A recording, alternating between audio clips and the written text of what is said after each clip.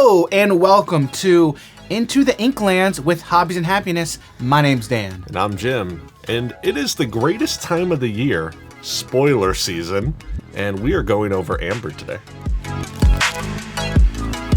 So spoiler season is, I guess, officially over. We are finally at the end of spoiler season, and now we get to go through each and every card rated in Into the Inklands. So today we are doing our set review for the Ink Color Amber. I am excited to finally get into this. Are you excited for this, Jim? Yes. All right, this is a great time. We always have fun doing it, and you know I'm stoked to really jump into it. So before we get into a couple things, number one, hey, do you like Disney Lorcana? I mean, you must if you clicked on this video. So hey, do us a favor, hit that like button, subscribe to the channel, and turn on bell notifications so you can be notified when we release more Disney Lorcana content in the future. And we've got a lot of content for Lorcana coming. Speaking of content coming, this is the start of our set review for Into the Inklands.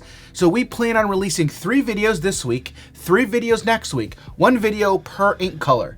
And then at the end of our set review, we plan on at least doing a top 10, our personal top 10 cards from Into the Inklands. I'm already excited for that. I think I've got some ideas of what's going to go. I mean, my top 10 is never wrong. I've never been wrong. This is true. This is correct. All right. Now, before we jump in, we've got one other thing we want to let you all know about, and that is our rating system. So we've developed this exquisite rating system, all right, over the course of many years. I mean, all right, it hasn't been that long, but the way it feels like years since this game's been out now. Yeah. So the way that we like to rate cards is basically based on that your typical tier list. We go S at the top all the way down to D. So we got S, A, B, C, and D. And we have kind of a one-word description for these tiers. So Jim, what would be the descriptor for the S tier? Spectacular. Absolutely spectacular. The creme de la creme. Yeah, that's 2 words. Absolutely. Spectacular. Okay, my word is absolutely. His is spectacular, and then you've got absolutely spectacular. Yes. So S tier is at the top. All right. Next, we've got A. What would you say is the A tier? Absolutely Impressive. No, I guess I don't know. It's awesome. Great. These are awesome. Cards. These are awesome cards, but they're just not in that top tier. Following A tier, we have the B tier. B tier 4. Just basic cards. Yeah, and we were kind of talking about the basic tier before, but I think basic is a really good catch-all descriptor for B tier. They're solid cards, but they're at the end of the day, they're just kind of basic. Yep. Following B, we've got the C tier 4. Which we like to have for situational, but it doesn't mean these cards are worse than just basic cards. It's just we're putting them there because they are tech cards. They're not, and even cards that could be considered tech may be rated higher or lower than that. Yeah. But I think situational is a really good descriptor for a lot of cards in C tier. And just because they are in C tier doesn't necessarily mean that all cards in C tier are situational. It's just they're better than D tier and they are not as good as B tier, right? But I think situational is a really good descriptor for that. And then finally, the last tier we've got, it's that D tier. The D tier 4, what's the word, Jim? It's Dookie. It's Dookie. That's right. That's a D tier. Now, fear not though, if we say a card is in D tier and you really like it, that's okay. Go build a deck around it. Have fun because that's what this is all about. It's having a lot of fun. So, without any further ado, that's the rating system. Let's jump right in. And we are going to start our review of Amber with the character cards. There's a lot of character cards. And the way we're going to look at these is from card number. So we're going to start at card number 1, and that's how we're going to go through the cards. So the first card we are going to look at is Baloo von Bruinwald the 13th, I believe. So Baloo from Tailspin. So Baloo, his stat line. And again, real quick, stat line, the way that I like to read the stat line is the 3 numbers. 0, 3, 1. 0 for strength, 3 for willpower, and then that 1 lore. I think that should be the standard way to read these, but that's all right. So Baloo is an uninkable 3-cost, 0, 3, 1 stat line with Bodyguard. He's a Dreamborn hero with a Bodyguard class keyword. And then he also has the ability, Let's Make Like a Tree. I can still hear him saying that in Tailspin. And it says when this character is banished, gain 2 lore. So Baloo is a rare card, art by Cam Kendall. And Jim, what do you think when you look at Baloo here? You know, I like that he's pretty much going to accelerate your game plan. He's a low cost. He doesn't have any strength, but every turn he's going to himself quest you for 1 lore. But then when you get rid of him, you also gain 2 lore. This kind of just feeds into the I want to play aggressive. Yep. And you're going to have to take care of him before you're going to take care of the Maleficent, the Lilo, the Pinocchio. The bodyguard ability is phenomenal. I love this card. I love this guy. So do I. I'm already into building a couple decks, and Baloo I put as a 4 of in my Amber Amethyst Hyper Aggro list. Yep. I love this card so much. And what's cool is depending on board state, right? I'll play Baloo, and I may not necessarily exert him, right? Because if there's no need to, okay, then I can get that additional lore. Yep. So I will gain that additional lore from him questing the next turn, and then okay, you take care of him, 2 more lore. I think Baloo, especially in those hyper aggressive archetypes, those builds, it just feeds into that strategy. Yep. Now, the one thing with Baloo is I don't know if he feeds into any other strategy. I don't know if he's in any other archetype. Yeah. Right? So that being said, I love this card. I'm a big fan of it. But where would you land as far as a rating for Baloo here, Jim? I don't think he's spectacular, even though in the aggressive decks, he's good early, he's good mid-game, he's good late game, he's going to end the game. Yeah. I think I really have to put him in a solid A. A solid A, really? I think A tier. So here's my thing, right? Again, this is coming from somebody who loves this card. Also, we have to agree on a rating. So we don't have our individual ratings. We agree. Well, this is where we talk. All right. So I want to put him in A tier, but a very underwhelming stat line. Yep. That 0 strength is, but I understand. It's there. It's not a basic card. I think I think it is a situational card because, like I said, I think it only works in certain archetypes. It's not going in everything that's in Amber, right? So that's where I'm leaning. Okay, I can see putting him in C tier, but I don't think he's C tier worthy. No. I think he's definitely higher. I think, kind of just going off what you're saying, if the situation is only that you're putting him in an aggressive deck, well, that's not really, or that's more than being a tech card. Yeah, it's not just the tech card. That is it seems like this is a key card. Yes, in the those aggressive deck. Sure, there you go. That's a better way of saying it. Yeah. So, man, I think I would probably land at B plus A minus, just because an underwhelming stat line. But I think that ability definitely makes up for it, and he has bodyguard. Yeah. Right. So one thing that I've been toying with, right, is I'm an engineer, so I like putting numbers to stuff. Okay. I've developed this character cost to value ratio, right? How much ink you're paying, what you want to get out of it, right? So the way it works is basically the higher the number, the better. 1 is kind of baseline. You want it to be higher than 1.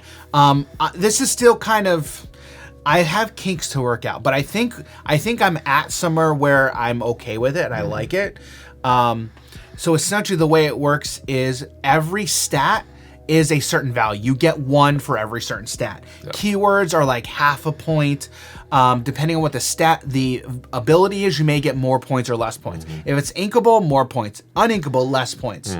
And then you take that value and then you divide it by twice what the cost is. Yep. Okay, very oversimplifying what it is. Okay, so for Baloo, that ratio is 0.8. It's low. It's on the low side, and I think that it's because of 2 things. It's uninkable and low stats. Yep. Okay, so take that for what it is. It doesn't really mean anything. That's more of a value that you can just look at and figure out, am I getting enough worth of stats on this card for what I'm putting into it payment wise. So take that for what it is.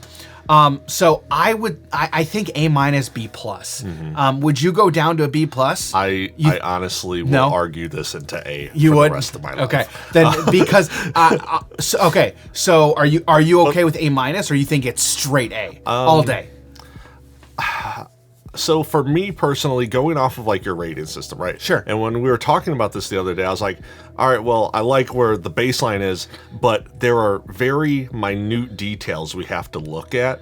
And just going off of what you're saying, and I saw the rating of the card that you had for it, and I'm like, yes, it's correct, kind of. Right. But this, again, this card is It's too protecting good. your I know, stuff. I know. It's low cost. I don't care if it doesn't have strength because get rid of it. I know. I just gained 2 lore. It's all right. I think I'll go straight A. I think I will go straight A. Like it plays too well into the decks. It does. All right, so we're gonna go straight A. Let me fix that right there. There we go. Well, it is straight A. All right, I know it's straight A. We'll get it corrected, but it's straight A for Baloo. All right, so that's Baloo. All right, the next card we need to look at, it's Bernard, brand new agent from the Rescuers. So Bernard is an inkable 4-cost 1/5/2 stat line. He's a Storyborn hero. He's a rare card, and he has the ability. I'll check it out. At the end of your turn, if this character is exerted, you may ready another chosen character of yours. Art by Jacob McAllister. All right, Jim, what do you think about Bernard here? I like that he's able to ready your cards again. The defense power that he has, the willpower of 5, makes it to where he's gonna, stay around a little bit. He really protects your stuff as well. The 2 lore, part of me thinks that it might just be too little, but I guess I should also look at it in terms of working the same way as a bodyguard, but it's just one target that you're protecting now. Right. And it is situational because you have to have something else on board. Yes. Combos very well with Christopher Robin. Yeah. Again, another situational. Yeah. You have to have then another character on board. Yeah. I really don't know where I'd put this guy. I know it's an odd stat line, a great ability. It's a really great ability. We don't have any cards that are, when you ready them, you get an effect, right? Christopher Robin. Oh, it's just Christopher Robin, yeah. Okay, yep. but there's in the same else. color. Not that I'm aware of. I'm aware of yet. Okay. Yeah, I really don't know where I'd put And again, this that's guy. Protection, right? Because it is protecting your other important. stuff. Right, and which is on theme for Amber, for sure. So, again, it's a great effect as far as protecting your other stuff. Yeah. Okay. There's also 4 cost. Yes. Is a little... Which is a little high. So, character cost and value ratio is 1.1. The 2 lore is great, right? But again, you have to wait. And again, if this character is exerted, he's probably RIPing. He's probably RAP. And he's not doing a lot of damage. Right. He's only doing 1. Yeah. Right. But he is protecting something. He is protecting something. But like again, you pair this with Baloo. Yeah. That's good. Yeah. Right. But again, you're probably not running these in the same deck, right? Because Baloo you actively want to target. Yeah. Right. And so, and then it's I don't know. It's weird. I would not put him in S tier. Would not put him in A tier. No. Like no way. The highest I see him being is just like a basic card, or a situational card in a deck with Christopher Robin. Yeah. So I was about to say Columbus, Christopher Robin. I think he's going in C. And probably straight C. I don't even see him putting him in C plus. So we're gonna go with that. Especially C. with just having one card you work with right now. Right now. So all right, that is straight C for. All right, that's straight C for Bernard. All right, next card that we have here is Chernabog, Evildoer. I don't know if this is the first card from Fantasia. But it's one of the first cards from Fantasia that we've seen in the game. So very exciting. But Chernabog Sorcerer Mickey from that? Never mind. You're correct. You're right. Set 1. My bad. Thank you. I'm like, I think I remember him saying that. Yeah. You're right. Sorcerer Mickey and the Brooms from set 1. Okay. Anyway, Chernabog, Evildoer. Chernabog is an unequal 10 cost. 993 stat line for a Storyborn villain. He is a super rare card, and he has 2 abilities. First one, the Power of Evil. For each character card in your discard, you pay 1 ink less to play this character. Second ability, Summon the Spirits. When you play this character, shuffle all character cards from your discard into your deck. Art by Ivana Kisa and Joachim van Gool, I believe. I'm sorry if I get those pronunciations incorrect. So, anyway, Jim, what do you think about Chernabog here? It's weird because I see this 10 in the top corner, but to me it seems just like a 0. Yeah, you're never paying 10 for this card. Never.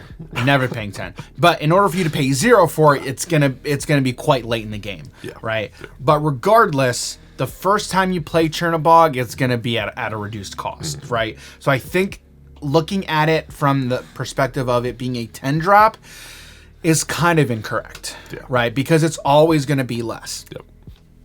Now, that being said, at what cost do you think that the stat line and abilities are worth it? Well, I guess it's the stat line. Yeah. At what cost would you say that this stat line is acceptable? That the max amount, the highest. The highest I would pay for this is around 5-6. I'd say. I would love to spend 5 or 6 on this guy. So I guess even a 7. I'd be like, okay, I'll spend 7. If I paid 7 for this, I think I'd be okay with it too. Right? I mean, but imagine this for free off of a Mufasa. That too. Right? That's great too. So I think this is a good card. Yes, it's uninkable. But again, this is another one you're only running in certain archetypes, I think. Yeah. Because again, it being uninkable itself is a drawback. Specifically characters as well. Yeah, what do you feel about that second ability, Summon the Spirits? On play, shuffling everything, all your characters from discard into your deck. What do you think about that? I do think that sometimes mill decks or a whole new world can be a little problematic. Because I don't know about you, but I haven't had to deal with milling out before. We'll link that one up here that you can watch. Spoilers. So, I mean, this card is also phenomenal for that reason. Yeah. If anything ever happens to where mill is prevalent, this guy's just here to be like, okay, he's not exactly how the Titans are in Magic, to where it's like if they get milled, everything gets put back. Right. So if it is an on-play ability, it is an on-play. Right. Yeah. So you do have to play him to get your stuff back, but it is helpful for when you do need it. Right. Right. And then the only downside to that is when you do that, now you're losing out on that first ability, which again. Yes, I think it is still situational, but I don't think I'm putting this card in C tier. And I do see that it provides like those aggressive mid-range lists with that extra grindiness. Yeah, it gives you a good top-end card. Yes, it does give you a very good top-end card, especially in decks that if you pair this well with Amethyst, you're just constantly churning and drawing cards. Oh man, that's gonna be great. Like that. Play this with Stitch Rockstar as well with all your low drop stuff. You're just like, okay. Well, this guy's free. We're gonna put everything else back. Oh, 1 drop, tap it. Play another off the top. Which, speaking of, I think if you pair this with Stitch Rockstar and you get the cost down to 2, you can then exert it to draw it. Which, okay, I'll exert it. Okay, like. Please challenge into it. Go ahead. It's taking out everything you throw into it. Maui, okay. What else? Maui doesn't even stop it. What else? You got to throw something else in. Like you're 2 for 1-ing anything. So because of that, I think I put this in A-. Yeah, I can see it. Yeah, I can see it. It's not in S tier, but it's not in B tier. Yeah.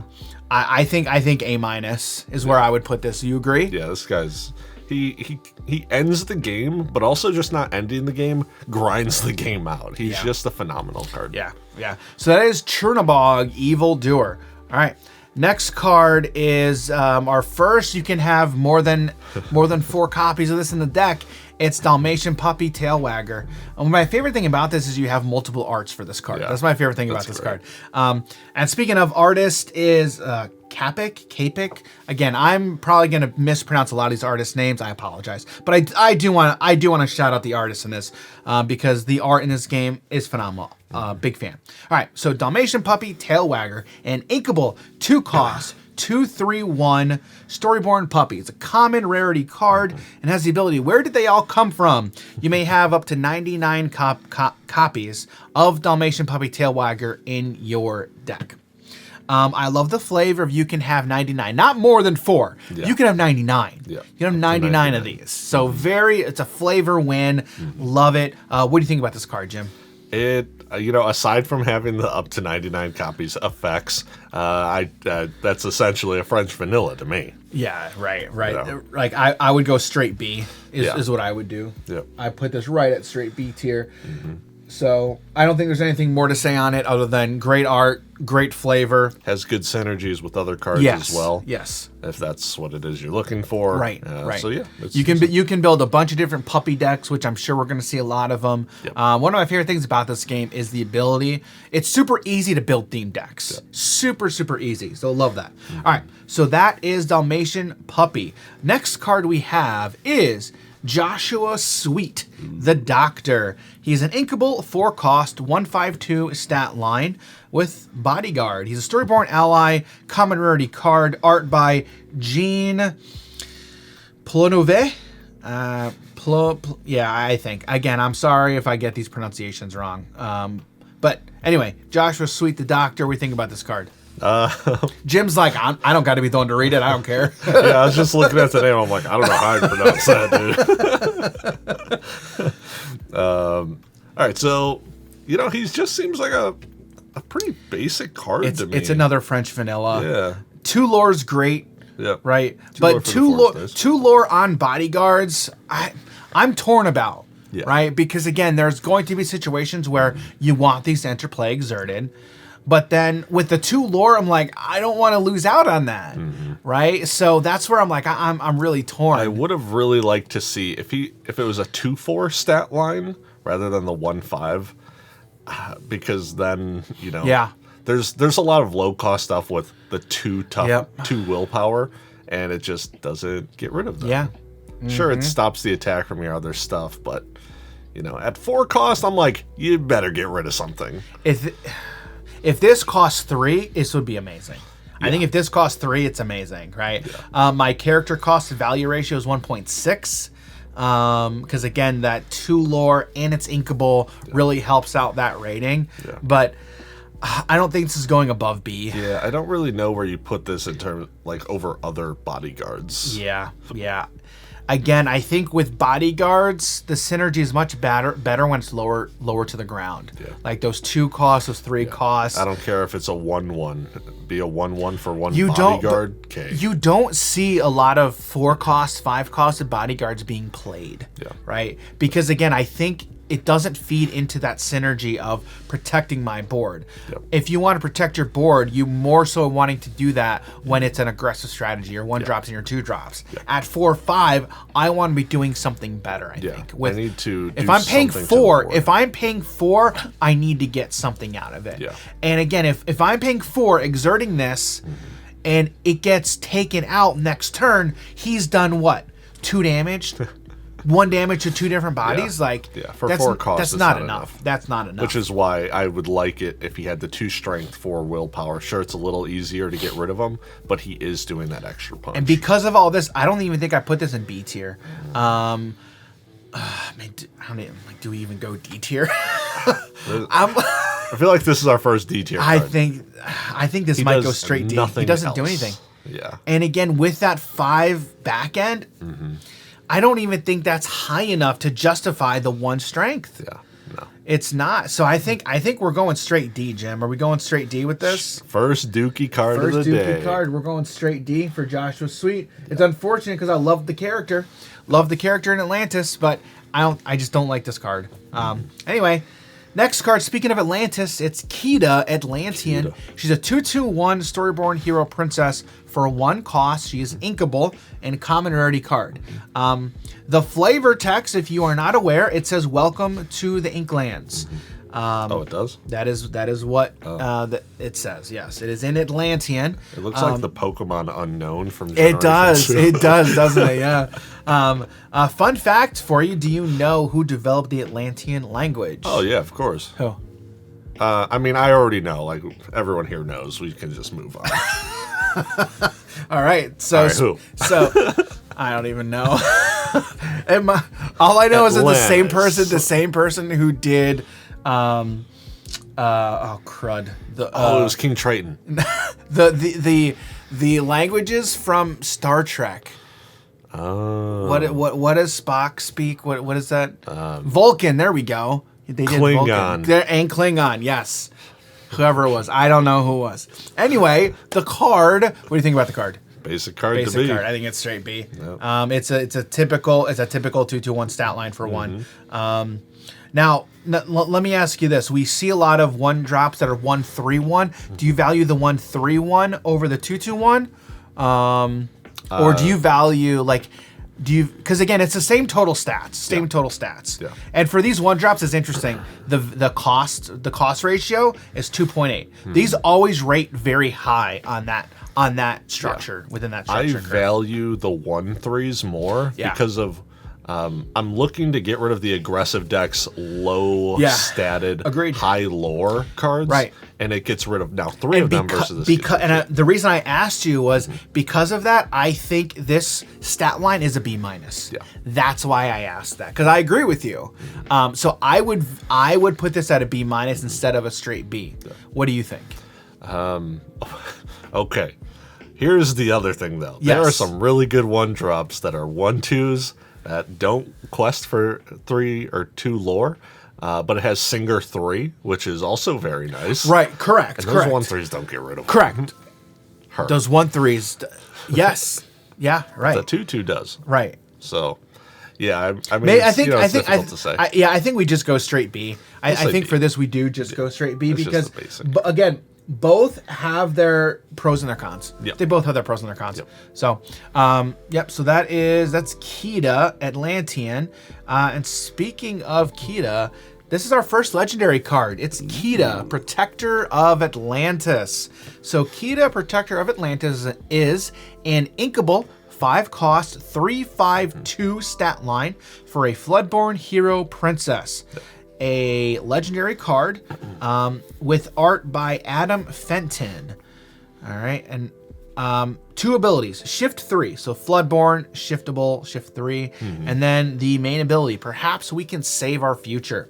When you play this character, all characters get -3 strength until the start of your next turn. All right, Jim, what do you think about Kida?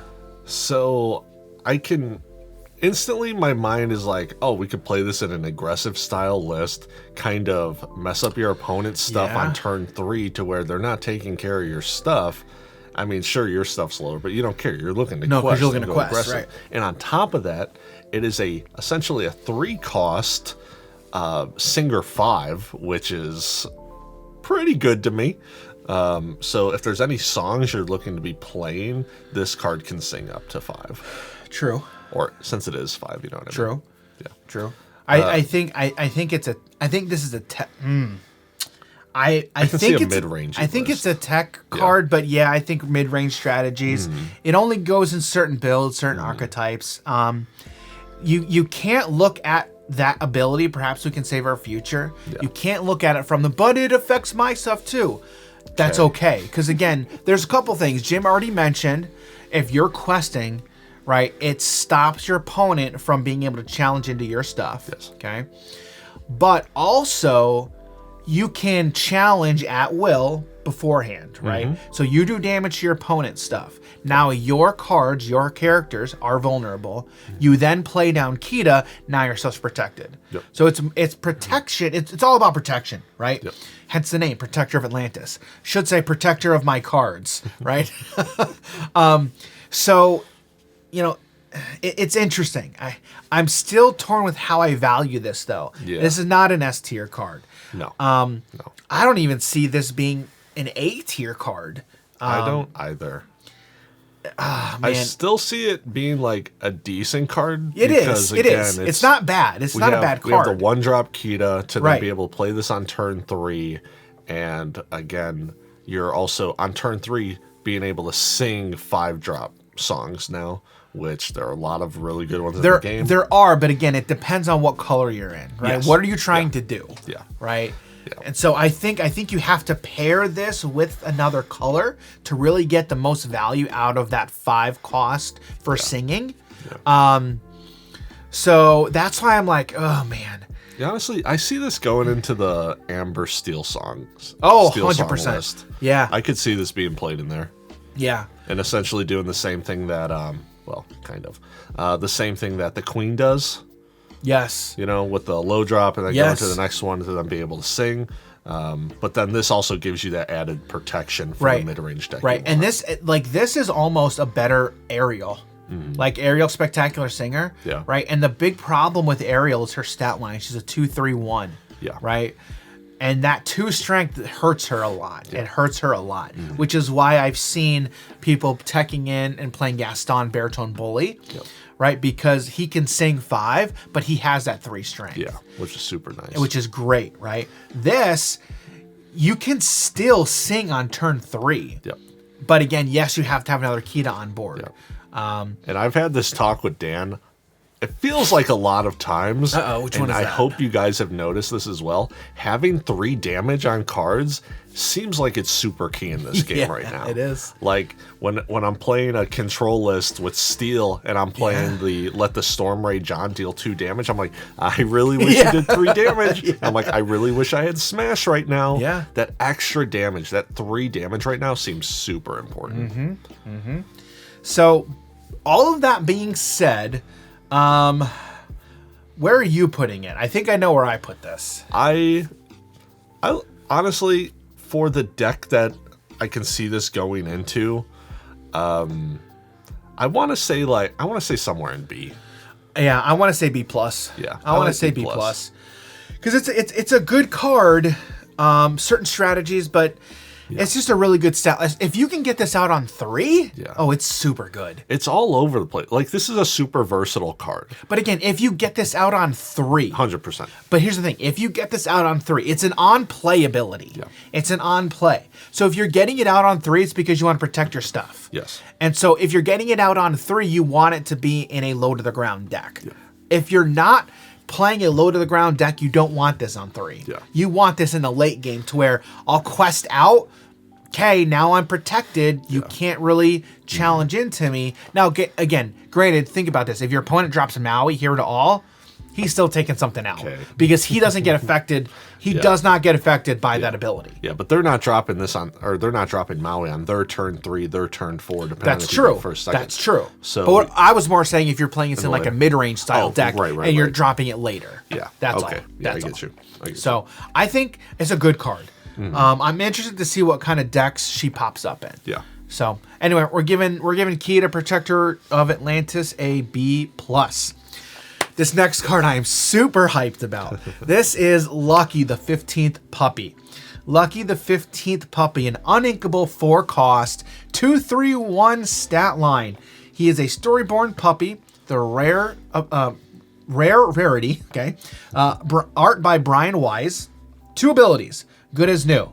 You can exert this card, reveal the top 3 cards of your deck. You may put each character card with cost 2 or less into your hand. Put the rest on the bottom of your deck in any order. Second ability. Like if this card wasn't good enough. Okay, second ability, Puppy Love. Whenever this character quests, if you have 4 or more other characters in play, your other characters get +1 lore this turn. Dude, there's so much text on this card, but this is such an amazing card. What do you think? What do you think? Instantly goes into Mufasa. Instantly goes into the Dalmatian. Does it though? Does it instantly go into Mufasa? All right, it doesn't instantly. Okay, all right. Even though there's a decent number of 2-drop cards, but Mufasa's looking for like higher stuff, I guess. And I forgot to look at the 2 or less. Yes. Okay. So, all right. Yeah, low to the ground decks. 100% are playing this deck. Oh man, this card is messed up. Man. It's so messed up. Yes, the cost to stats a little low. 2/3/1 for 4. I don't care. Value. I don't care. There's so much value here. And if you're interested, the character cost of value thing is 0.9. But again, look at Baloo. Like Baloo's even lower, and that's such a good card. Yeah. Yes, I have Lucky and Baloo in the same deck. That's just such a. Oh, I love this card. Yeah. So many times, if I exert. We talk a lot about versatility. Okay, this card is doing multiple things for you: refilling your hand, or ending the game. Yes. Like your other character.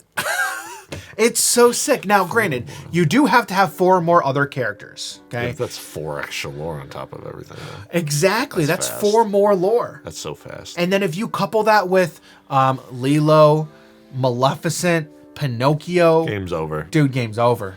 Game's over. Like if you're able to get lucky out on turn 4, Yeah. and then turn 5 comes around, even if on turn 4, let's say you had 3 other characters. So you have 3 characters plus lucky. Okay. Turn 5, you can now do stuff. You can now exert lucky. Yep. You play 1 more character. Okay. His second ability is now live. Yep. Right. You know, I've been trying to do like a bunch of random little starting lines that you could do. What is the best line you're able to do? Yeah. Can you win on turn 4? I've won on turn 4 with the deck that this is in multiple times already. Okay, so it's definitely doable. Yes. But before set 3 came out, I was trying to think. I'm like, can you do anything turn 4? I'm like, turn 5? Yes, you can win on turn 5. Sure. 100% with the aggro list. But after looking at everything, I'm like, yeah, this guy ends it fast. It does. Now, granted, you have to wait till turn 5, or if you're able to get lucky out on turn 3. Yeah. Which there's ways to do that, right? Yeah. I love everything about this card. Refills your hand and just caps you off potentially in the end game. Yeah. Really good. Yeah. All right. That being said, where would you rate? Oh, I know where I'm putting this. I don't see this card anywhere less than an A. A to, I don't think he's straight S also. Man, can I see him straight S? A- lowest. I don't know where to put him. I would say A+. Yeah. Just because of the versatility. Yeah. I mean, it's just in the right deck, he's an all-star. An right deck, absolute he's an MVP. card. Agree. So, all of that being said, I'm putting it A+. I think it's A+. Which I know we've done this a lot. It's like, sure. when it's in the right deck, it's this, it's sure, this. Sure. But why would we put it in the wrong deck? No, right. You know Correct. what I mean? Correct. So it's like, this is an S card. You think so? Because in the right deck, this is stupid. You're Right. not putting it in the wrong deck. Right. You're not Right. putting this in a deck that doesn't have any 2 But costs again, or less. but you might be. Like Are you might be because of that second ability. I don't even know if... But to think you're going to have a bunch of stuff on board playing like a control deck? No, yeah, that's true. You're not. In Amber? Yeah, that's true. That's true. I'm maybe in a mid-range list. Maybe in a mid-range list. Right. But also with that, then you're going to be taking your action cards and you want those to go to the bottom of the deck with that first ability? Right. That's like, true. I That's don't a see feels it in bad. there. Right. Yeah. Right.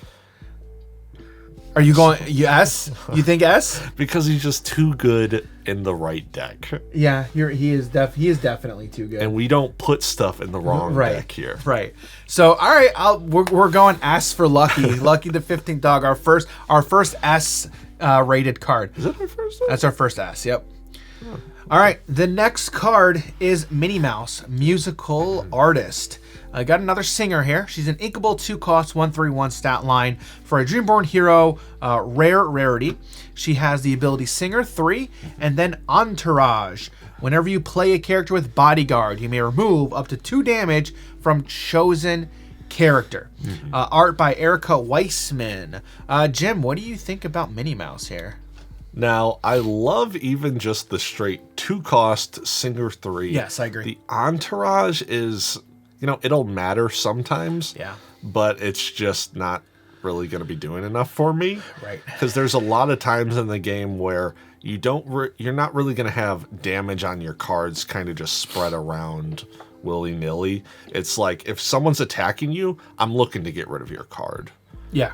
Right? So it's like, I'm dealing 1 damage, but it's because I have Let the Storm Rage on to get rid of it. Right. So I don't really want anything sitting on your board with damage that you can just manipulate, especially if I know if you have healing. Right.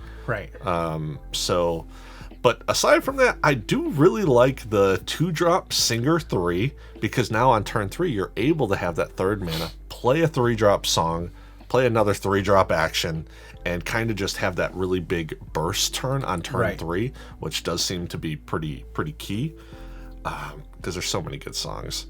I don't know where I put this card, though. Yeah, it's tough because I mean, I think Cinderella Ballroom Sensation I would rate higher than this card because it's a 100%. 1-drop who sings 3. 100%. The fact that she is singer 3 on a 2-drop, cool, but you're not accelerating anything because I can still already play it on turn 3. But if you play it for free, that's still good. That's definitely still good. That's the thing of being like, oh, I can play now on turn 3 2 friends from the other side, Right. which is great. Right. I think that entourage ability doesn't even matter, right? Because it really doesn't. So all things being considered, not S, not A. I'd probably go B+. Just because Singer 3 is really good. It is really Singer good. 3 is very good because there's so many really, really good. This is better than 3-drop card. songs. Yeah. So I would probably land at B+. I can't see this going into A tier. Yeah. So would you agree with that one? What do you think? Well, I can also see an A- because, you know, it's not a just I'm relying on you to deal damage to my board. What if I attack you with one of my bodyguards? Right. You know, I attack you with a Simba, and then I play another bodyguard, because with this you're going to be looking to play a bunch of them, or a good amount, right? And then you could heal up your Simba that is now taken out, like a Cinderella or any other low drop cards, so that way a 2-drop can't just come in and take them out. So I can be talked into an A- just because there are some really good bodyguards, and you can utilize that to control the board, and then you use her to heal up. So, and I think this goes really well in unfortunately she's not a princess. That would have been a lot of synergy. Would have been good. Would have been really good. Yeah. But I can see this slotting into an Amber Sapphire healing strategy with Grand Poppy at the top end really well. But then I think you might be retooling that to maybe go a bodyguard strategy versus a princess strategy, which that might be a way that may not be bad. Might not be a bad idea. Especially again with Singer 3 is just really, really good. And the thing we noticed with that deck was like you're not really able to take out anything. A lot of the stats were low, and you were utilizing the princess package with the Duke to then empower them. Right. So I mean, there's a lot of good bodyguard cards. So there is. I could see something. There is, yeah.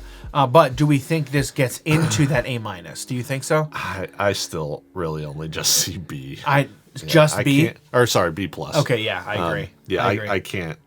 I can't see this going into A. Yeah. So all right, so that's a B+ for Minnie Mouse, musical artist. All right, next card that we have is Miss Bianca, Rescue Aid Society Agent, another Rescuers card. Miss Bianca is an inkable 2-cost, 2/2/1 stat line for a Swordborn hero, common rarity card, and she has Singer 4, art by Jeff Merghart. A French vanilla 2/2/1 to Singer 4. Jim, what do you think? She's pretty basic card to me. There's no other extra effect, but she is a 2-cost that has Singer 4. Yeah. And as of right now, we don't really have a whole lot of 4-drop songs. Except one of the best ones that came out. Yeah, and then really along good. came Zeus. Yeah, that's really good. And that one's in steel, right? Yeah, that's in steel. Amber Steel songs. Be ready, guys. Yeah. Phenomenal card in that deck. Agreed. Phenomenal. Agreed. But again, I think along the same lines as Minnie Mouse.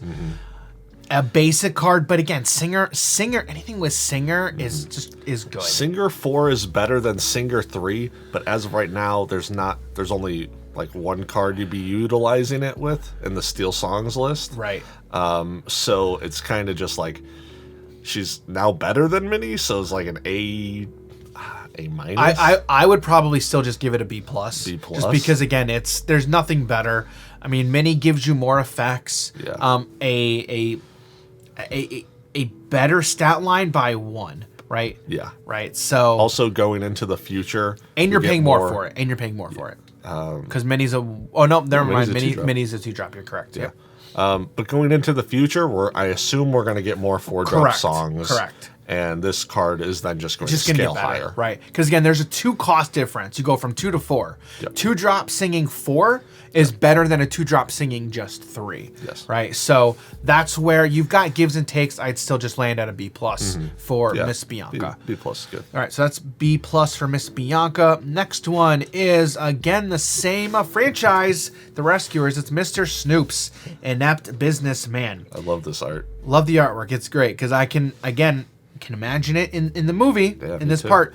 Anyway, right, so Mr. Snoops is an inkable 6-cost 4/8/2 Dreamborn ally, common rarity card, art by Alexandria.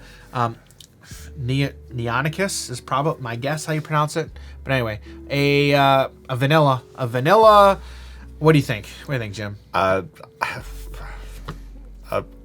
A B minus. I was just gonna say I'd probably go B minus. Yeah, it's a vanilla, nothing fancy about it. Yeah. But yeah, we're gonna go B minus for Mr. Snoops. Not much to say. Next one, Nani, protective sister. Nani, what's that? What? I don't. In Japanese, Nani's what? Gotcha. Okay. All right. Thank you. All right. Nani is an inkable 5-cost 3/6/2 Storyborn hero, uncommon rarity card with the bodyguard keyword. Art by Shannon Hallstein. All right. That's it. That's all we got for Nani from Lilo and Stitch. Jim, what do you think about Nani? Love the card. I love the protective sister name. Yes. And bodyguard. Yes. She's there to save people. Correct. I love it. Correct. I would love running this in the same deck as Lilo because that's literally what she would be doing is protecting Lilo, that great 1-drop. Yep. For this, I mean, it's just a basic, just French vanilla card. Yeah. It's another 5-drop bodyguard. They don't see a ton of play, but it's good stat again. Yep. Good stats. Yep. I much prefer that 3 strength. Yep. 3/6/2 is a good stat line. That's a really now, nice stat what line. was so Joshua Sweet? 1/5 for 4. Yeah. 1/5/2 for 4. That's so bad. You see the difference between one stat? Again, it's so crazy, right? And Nani is just such a better card. Yeah. Such a better card. Yeah. I don't understand why did they make Joshua Sweet so Because, bad? Dan, you need the bad cards to point out the good cards, and that's what we did here. Yeah, I think this is somewhere in B. Yeah. I think it's somewhere in B, definitely not an A. Yeah. But where would you land? Would you land straight B or is I this... just see a straight B. Yeah, I would agree. A good stat line, but again, that 2 lore is very good. Yeah. Don't get me wrong. 2 lores are very good. All right, so that's straight B for Nani. All right, next one. Again, another Rescuers card. It's Orville, Ace Pilot. He is a inkable 2-cost, 1/4/1 stat line for a Storyborn ally. Common rarity card. Art by Isaiah Mesk. Again, another pretty basic card. Jim, what do you think? Yeah, I like that it's a 1/4. Yeah. You know, it's able to take out a lot of those really low aggro cards. But Multiple it can't of really them. take out the Simbas, and that's kind of where our problem is here. Yeah. So, yeah. He can take care of... No, he can't, because he'll die to Simba before he can even do anything to Simba. Yeah. So I can see a B minus. I was just gonna say B minus. I would agree. B minus. I think that's a perfect rating for that. All right, so that's Orville. Next card is Patch, Intimidating Pup. Patch is an inkable 4-cost 3/4/1 Storyborn puppy, common rarity card. The ability Bark. You can exert this card, and then chosen character gets -2 strength until the start of your next turn. Art by Ellie Horry. Jim, what do you think about Patch here? You know, I actually really like this card because the board control that it kind of takes care of. It's either I'm going to challenge your card and just get rid of it completely, or if I'm kind of afraid of it, I'm just going to reduce the damage by 2. Yeah. And, you know, make it to where some of my stuff is now just living. So, yeah, I kind of like the guy, but that doesn't stop him from being in like a B card or a C card to me. I was gonna say I'd probably give this a B plus just because it's a good body, a really good stat line that you can just throw it into something, deal with it, and then utilize him next turn to let's reduce your strength, that way somebody else can take care of him and then take potentially nothing in return. Because again, this going up against an aggressive deck, man, really good because I'm dealing with your threats and now I'm not taking any damage. Because again, most of your stuff is going to be 1 strength or 2 strength. You're not going to be taking much on the back end. And anything with 5 strength, he doesn't have to be afraid of. I can now exert.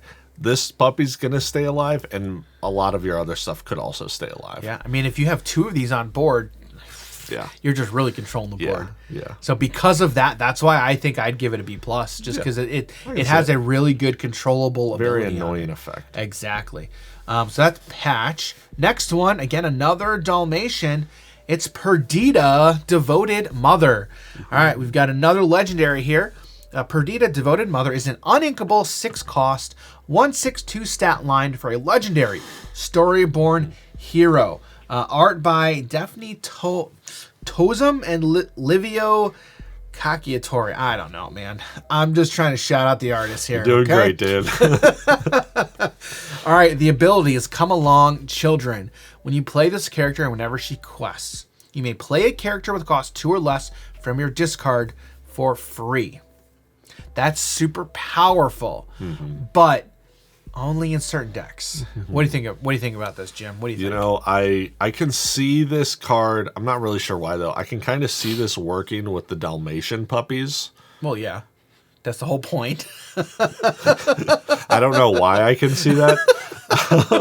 Probably because that's the way they designed it to work with. But to be able to grind a game out, you know, it's like if you have Lantern out, if you have Doc, which I can see you also playing in that list to make the puppies 1-drop cards now, and Perdita can just go ahead and get in there faster and start getting you back your puppies to now grind out games. Or even, you know, maybe some aggressive cards that you could be playing. A Stitch to now bring out the Rock Star. And yeah, I like the card, but that's kind of just all I see it being played right now. Agreed. And I don't even know if it's an auto include in those aggressive decks. Wait a minute. Can I see this being played in like something with the Cinderella and like even now the Minnie or the Bianca with the singers? Like another like a Steel Song list? Yeah, to then be able to like grind a game out more because now you're just getting that recursion as well. And I can see and it. And then the thing is just have to have those songs in hand. Yeah. Right. Yeah. I don't know, man. This is it's interesting. I was telling you about the Amber Amethyst hyper-aggressive deck that I've been building. I tried sliding in Perdita. It's something It's a little too expensive. And it's uninkable. Yeah. It's uninkable. And I'll tell you this, right? In that deck, guess how many uninkables I have in that deck? Is that the one you showed me the other day? It is. Had like 24. Dude, 24. But it works. Like, all I need is like 4 or 5 ink and I'm good. And like, I'll win on turn 4, turn 5. Yeah. It's super low to the ground. Yeah. It's super aggressive. Yeah. But I don't know if Perdita really works in that deck. It's not an aggro deck, it seems like. What? With Perdita? Perdita, yeah. I know. Just, you don't put it into an aggro list because it's not inkable, and if it's in your hand, you're kind of upset doing nothing until turn 6. Right, exactly. This is only like a grindy card that I could see you see this being played. And this might be like in an Amber control deck. Oh, wait a minute. In my 3,000 IQ, What? I'm going to play this in a Amber Amethyst list. Okay. But it's going to have Sorcerer Mickey, the broomsticks that are 3 drops to now be getting, or 2 drops to be getting those back. K. Yeah. K. Yeah. More recursion, which is already getting you recursion. That's where I think this card is not. You don't slot this in an aggressive deck. I think you slot it in a mid-range control deck. Yeah. That might be where it's at. Yeah. And then when you do recursion. that, this just might be an all-star. Yeah. Oh man. Yeah. Because again, it's on play. It's on play and quest. Mm-hmm. And then if you have the Mickey out, reduce the cost of the broomstick. And then if you have Lantern out, you're just like, free broom. Play this, get a broom, get something free broom. back. Oh, this might. Oh man, dude. Well, here is this sleeper legendary? Dude, hold the phone. Wait a second. There's a new one drop. It's Chernabog's Minions. Yes. In Amethyst. Ooh. On quest, you can banish it to draw. Ooh. Oh man. That's pretty nice. Or again, different color combination with steel, like Simba. This also gets you back Madam M Snake. Oh no! Yes, it does. Oh, that's what we do, man. Oh my goodness. Oh, that's what we do. We're thinking that's of it what live. we do. Dude, that's so right. I think this is this is an This is an easy A card. This is easy. I think so, because I've been thinking about this all wrong. Yeah. Oh, dude. I agree. All right, easy A. Easy A. Easy A. Easy. I don't think it gets A plus. Don't put it in the wrong deck. Does it go A plus? Does this go A plus? I could see it being A plus because this is kind of it's hard to get rid of. You don't care that it's 1 damage because you want it to be around. And again, I don't care that I play this on turn 6 No. because I want a full graveyard. Yes. Oh, I think A plus. We're going A plus, man. Yeah, this is good. I think so Great card. This is good. All right, I've been thinking about Perdita all wrong. Perdita's a great card. All right, A plus. Let's go. Next card. Another all-star. It's Piglet. Piglet, Pooh, Pirate Captain. Piglet, Pooh, Pirate Captain is an inkable 2 cost, 2/2/1 Dreamborn Hero Pirate Captain. Look at all those classifications. Great. Art by Grace Tran, the artist for this set, and the ability, and I'm the captain. I can just hear Piglet saying, and I'm the captain now. Look at me.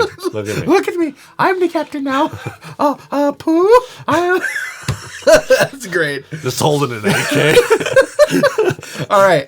The ability. While you have 2 or more other characters in play, this character gets +2 lore. Yeah. Jim, what do you... So we have the 2-drop Pinocchio that quests for 3. It's a 1/1. But it is a 1/1. But now this is a 2/2 situational. Correct. 3 lore, but it's like you're going to have the 3 lore on this card. You're playing an aggro list. You're going to be probably playing on turn 3 2 cards. And it's inkable. The card's great. It's such a great card. Dude, aggro list S card. It's S tier, A tier. Yeah. I gotta go S minus. Do we put this in S? Okay. Because it's 3 lore. Just because the card is extremely fast, can be extremely fast. Yes. Does that mean it's S tier card because it's fast? No, not necessarily. But again, if this was a 2/2/3, if it had 2/2/3 printed on it, I think it's straight S tier. Oh, yeah, because then it's instantly better than Pinocchio as well, which is easy S+, which is such A plus card. Right. Yeah, all right, I can see it. That's why I say S minus. Yeah, that's why I say S minus. Yeah. So are we in agreement there? Yeah. Hey, it's a phenomenal card, and then it has all these possible synergies with those classifications. Yeah, true. So, all right, we're going S minus. Pirate Captain? Oh, yeah. my goodness. Yeah, S minus. S minus for Piglet. All right, the next one, we got some 2 phenomenal good boy cards. Good boys. Is Pluto, Determined Defender. All right, so we're talking about this one before we're talking about the other one. Okay, but this is a Determined Defender. He's an inkable 7-drop, 7 cost, 3/8/2 Floodborn ally. He has 3 abilities. He's got Shift 5, so you can pay 5 to play him on top of another Pluto, and Bodyguard. And he has an ability called Guard Dog. At the start of your turn, remove up to 3 damage from this character. Jim? Okay. What do you think? Phenomenal dog, man. Again, even if your opponent doesn't attack into this, it's like, hey, I'm going to attack into something you have. And if you don't, he's a 3/8. He's a 3/8. He's a 3/8 for 5, maybe for 4.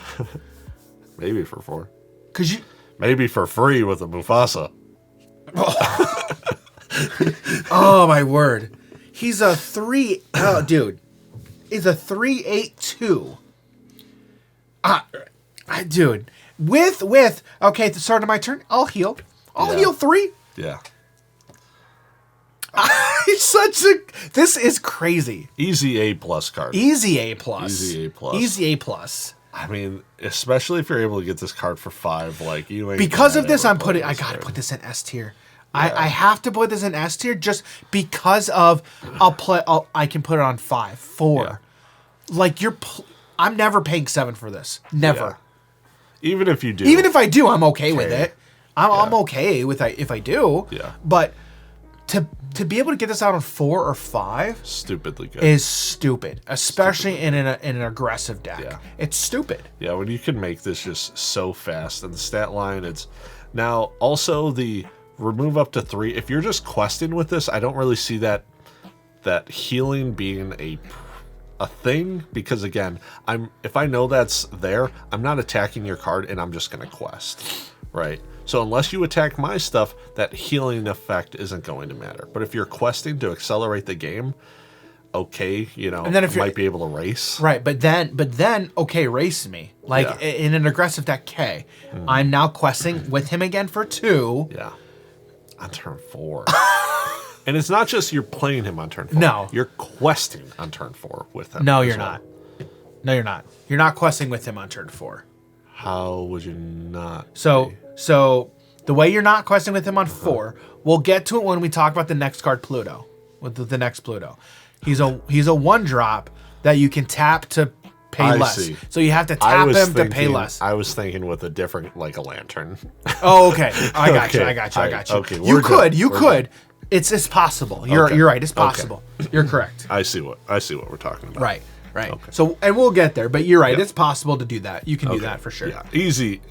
S card. I think it's easy. Yes. All right. So that's Pluto Determined Defender. Art on this card by Dave Alvarez and Alice Pizzoni. I'm not sure. All right. That's Pluto. Next Pluto is Good Dog. Good Dog Pluto. Friendly Pooch. Uninkable 1-drop 0/2/1. Storyborn Ally. I don't even care. As an uncommon card. This is an uncommon. Okay. Art by Giahui Eva Gao. I'm trying. All right, the ability, Good Dog. Exert this card. You pay 1 ink less for the next character you play this turn. It's a mana dork. I don't care about the stat line. I don't care. Dude. It's a lantern on a stick. It's a lantern on a body. Wow. Now, would you rather have this or would you rather have a lantern? I'd rather have the lantern. I kind of rather have. I don't know. If we're just talking again, like you can quest with this. 1-to-1, You can quest with this. Yeah, but I think it's definitely easier to get rid of a character than an item. Correct. So that's why I'm kind of like, I'd rather have the lantern. Agreed. It's just, but this guy turns into that other Pluto. Yes. So it's like. Also, if you're playing the 1-drop Pluto, I feel like you're kind of playing the 7-drop Pluto. But not necessarily. Depending on what deck, depending on the deck. Play a 3-drop creature on turn 2 with that other Pluto? All right, here's a line for you. Show me a line, Dan. Here's a line for you. Imagine it. All right, turn 1, Pluto-friendly Pooch. Yes. Turn 2, Doc, leader of the 7 dwarfs. You know what you can do on turn 3? Mufasa. You can Mufasa turn 3. You can Mufasa turn 3. Huh. You know what else you can do on turn 3, I think. Yeah, because it's anything 5. Yeah. Anything 5? Anything 5. We got that Mother Gothel that damages herself, and a Rapunzel. Because on 3 you're doing... Right? Yeah, because I thought it was the same turn you're able to do Mufasa. Isn't that Mother Gothel a 2-drop? Mother Gothel is a 2-drop, but isn't Rapunzel's a 4-drop? Do it on turn 4. You have to do it on turn 4, right? Right. Yeah. Okay. Close enough. Close. Because, the line normally was on turn 2, you were playing Mother Gothel, and then turn 3, you were doing Rapunzel. Oh, okay. That's what you were doing. I got you. It was the following turn. Gotcha. Right. But, you can move Mufasa on turn 3. Yeah, that's crazy. That's pretty good. Good. There's a lot here. This is a great card, a versatile card. Yep. Easy A+. Yeah, I was gonna say I like it being in the A tier area. Yeah. I would say A+. Would you agree with A+, or would you just go straight A? I would say A because with that 2 toughness, it kind of just gets blown up by a lot of stuff. Yeah. Right. A lot of stuff that is very prevalent. Right. So this gets hit with Let the Storm Rage On. Let the Storm Rage On. Bring your swords if you haven't dropped the Pluto already. So it just, again, it loses to a lot of stuff. Right. But if you're able to get this into Big Pluto, it's phenomenal. It's phenomenal. But I think definitely has some potential, 100% for sure. But I think this is a great card. So we're going straight A for Pluto Friendly Pooch. All right, next card, another doggo, another good boy. It's Pongo, Determined Father. Pongo is an inkable 3-drop, 3/2/1 stat line for Storyborn Hero. It's got an ability Twilight Bark. Once per turn, you may pay 2 ink less to reveal the top card of your deck. If it's a character card, put it into your hand. Otherwise, put it on the bottom of your deck. Art by Grace Tran, a super rare card. Jim, what do you think about Pongo here? To pay the 2 to look at the top. If it's character, so like this is going in Mufasa, it seems like. Yeah. To be able to now get some. If you're playing all characters, yeah. Okay, I'll pay 2. I'll pay 2 costs. Sure, I'll get this card in my hand. Yeah. Going off of like with the Pluto, the 2 toughness is a little rough. It is rough. This is a dog. He'll see himself out now. It's great, but again, if I have Pongo on board, I'm probably not exerting him and just pay 2, get this card in my hand. Yeah. And in the mid to late game stage, I like that he's at 3 because of that, because you can play him, instantly do the effect, and then maybe even be able to play a card. Right. And the like kind of being aggressive to pay 2 to get another card seems like it can be rough. It's really good. There's that rough again. I keep doing it. It is. I can't stop. It is. But yeah, I don't know where I put this guy. I kind of like aim A for him. I was gonna say A-. Yeah, I was about to say yeah, A-. I think A-. Yeah. Yeah, A-. Yeah, I think we'll go A- for Pongo. Great card though. Yeah. Really good card. So that's Pongo, Determined Father. All right, the next one, Queen of Hearts, Wonderland Empress. So Queen of Hearts is an inkable, 3 cost, 3/3/1 stat line for a Dreamborn villain, Queen. Uncommon rarity card with the ability Always Here Are My Ways. Whenever this character quests, your other villain characters get +1 lore this turn. Art by Biana Garcia. Jim, what do you think about Queen of Hearts? This card can be extremely fast. It's the same thing with Lucky, to where give your other stuff. Sure, it's only villains. But again, this card can be fast. If you have double Queen of Hearts, the first one powers the second one, and the second one powers all of them. Yeah. If you go Queen of Hearts, if you have double Queen of Hearts out, it's just like the game's over on the following turn, it seems like. One of the decks I'm working on is another Amber Amethyst build, but Amber Amethyst villains with the Hades King of Olympus at the top end. Yes, this is, again, it's more of a low to the ground mid-rangey deck, but all villains, multiple of these. It's just... Dude, you're nailed it, dude. If you've got 2 of these, quest, everything else now gets +2 lore. That's a villain, but again, you're only playing villain. Oh, yeah.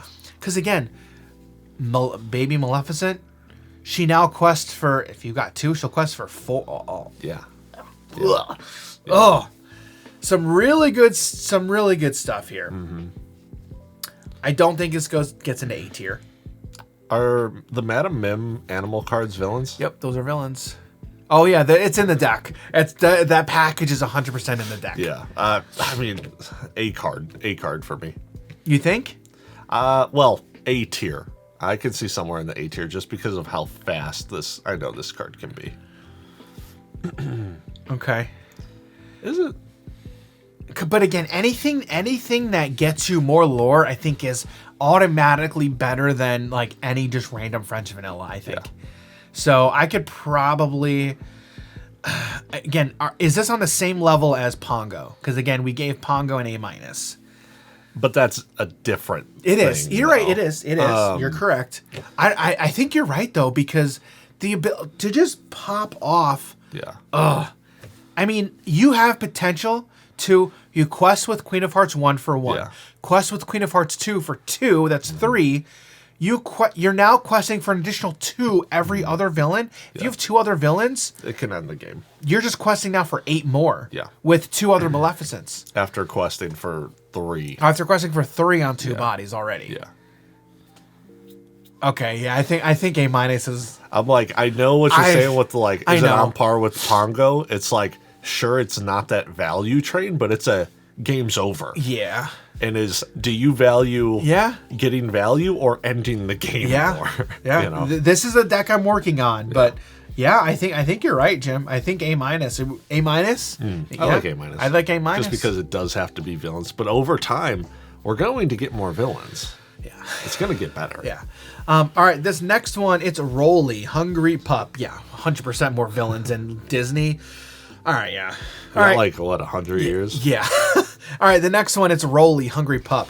Rolly's an inkable 3 cost. 3/3/1, Storyborn Puppy with the uncommon rarity card. 2 artists, Daphne Tozom and Denny Minone. And then Rolly, he's got an ability of support. All right, so a 3/3/1 for 3 inkable with support, Storyborn Puppy. What do you think, Jim? Now, he is a French vanilla, Yep. right? But I think support is one of the better effects that you I can agree. have. And he's for a supporting French for vanilla, and he's supporting for 3. which is huge. That's huge, man. Which That's is really huge. good. I was playing a game against somebody who's running a puppy deck. They dropped Rolly, and I'm like, whatever, it's fine. It's fine. No, it ain't. No, it's not, man. Boom, 5 damage. That's the 5 damage into Pluto. Yeah. I'm like, oh no, you just ate 5. You just sank my battleship.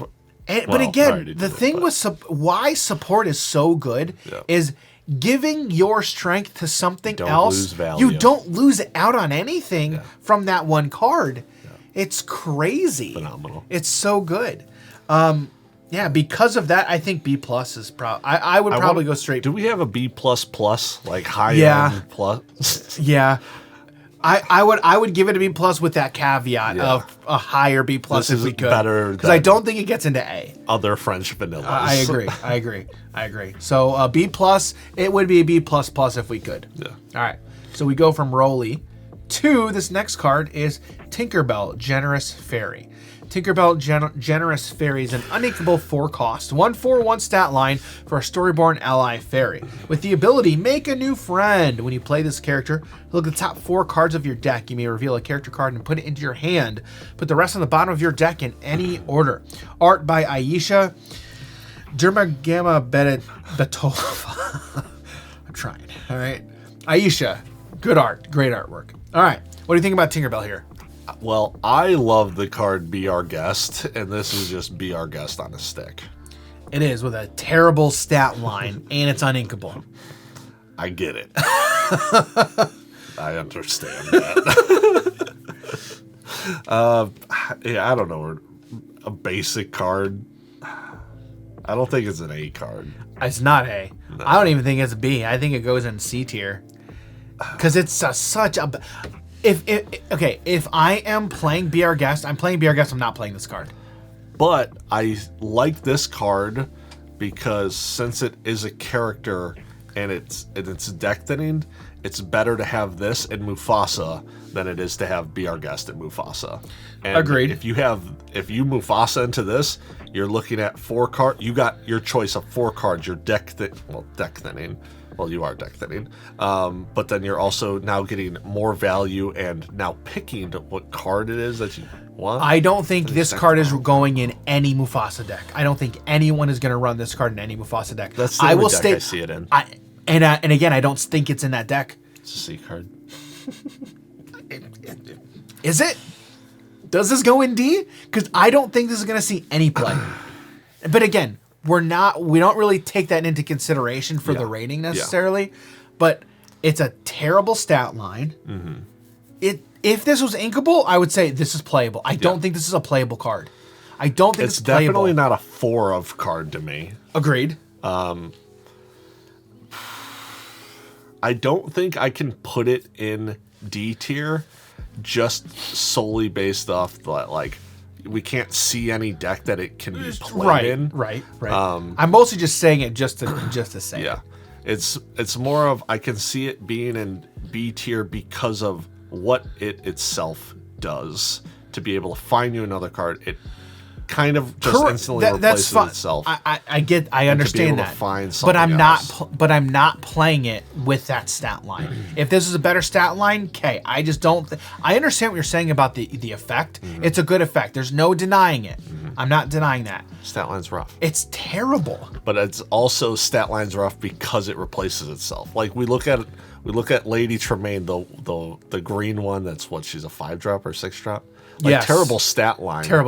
But it's also like she's also inkable. She is inkable? I believe. Don't okay, quote me on it. But she only gets actions. Correct. And like for us, that was like, oh, that's that's a situational card. Right. And like I can't put this in D tier because I see it as being that situational card, but it's I'm not saying put it in D tier because of that. I'm saying put it in D tier because I think it's a bad card. I would go with C-. I could be talking to C-, okay, but I just can't see this being like, this is a dookie card. I'm like, it's not. It's not. I see what you're saying. Like, because of the effect is such that it's better than the tier. Yes. The effect is it's better than the tier. Yes. It potentially instantly replaces itself. Because, again, even with Ariel Spectacular Singer, you whiff. There's going to be times where you whiff, but it's always a possibility, right? Yes. That doesn't negate the value of the effect. Yeah. So I agree with you there. Yeah. However, the fact that it's uninkable plus the stat line is just really, really, really bad. That's what's rough to me. Yes. And that's why I was saying D, but I think I could go C-. I could see C-. All right, we'll go with C-. We will go with C- for... We're arguing over bad cards. I know. I know. All right, speaking of... this next card, I don't know about that. It's Wendy, Darling, Talented Sailor. She is a 1/3/2 stat line, so 1 strength, 3 willpower, 2 lore for an inkable 2-costed Dreamborn hero. Uncommon rarity card, art by Aubrey Archer. Thank you for having a name that I can easily pronounce. Okay, Wendy, Darling. It's a vanilla, but it's a 1/3/2 stat line for 2. Jim, what do you think? It's just a basic. And it's a basic 2-drop, but 2 lore. Two lore for a 2-drop. Well, we do have 1-drops that have the same stat line, but just not the 2 lore. So it's the 1 extra lore. Correct. Or sorry, 1 extra cost for 1 extra lore. Right. Would you go B or B+? Or B-? What do you think? I would go just straight B. Straight B? Yeah. I'd say straight B. Because 2-drop for 2 lore is phenomenal. Yes. But we have other things that, can kind of proactively take care of the board for cheaper. Right. So it's just a weird little mix of it. Right. It's just a B. Right. All right. So that is Wendy, Darling, Talented Sailor. We're giving her a B rating. Yay. All right, now we are talking about the actions in Amber. The first action we're going to talk about is 99 Puppies. 99 Puppies, an uninkable 5-costed action, which says whenever one of your character's quests this turn, gain 1 lore. Art by Agnes Christensen. All right, Jim, what do you think about 99 Puppies? I love this card for the top end of an aggro list. You just got like 4 extra cards out on board.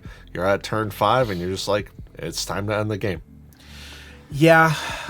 It's uninkable, which is obviously never a good thing, right?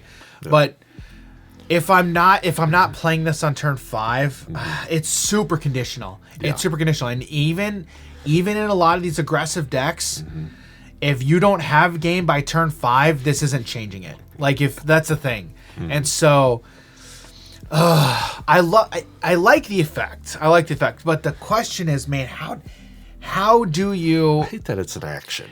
Is this a win more card? Is this a win more card? Pretty much a win more card. Right, right. Like, it's on theme, and like throwing this in a Puppies deck, really cool. I think it's awesome.